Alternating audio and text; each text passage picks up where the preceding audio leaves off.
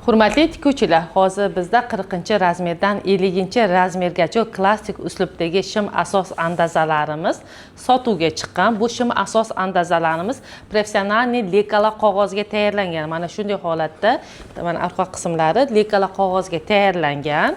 Bu sizga kamida 10 yil xizmat qilib beradi.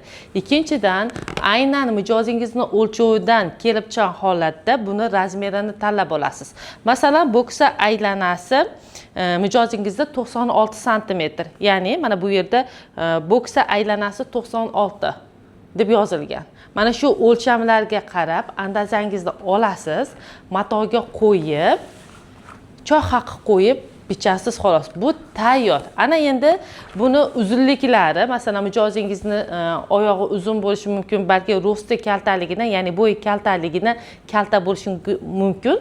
Mana shu joylarni o'zingiz korreksiya qilasiz. Uzun kaltaligini o'zingizning hisobingiz, ya'ni o'lchovingizdan olib ishlatasiz. Xo'p, matoga qo'yish ham bu qiyin emas. Sababi har bir andazamizda mana shunday holatda dalvoylar joylashtirilgan.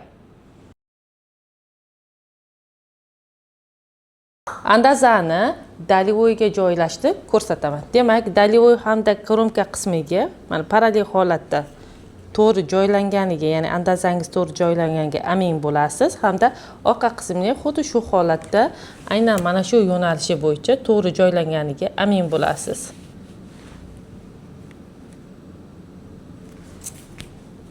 Mana shu bilan andazamiz bichishga tayyor bo'ldi.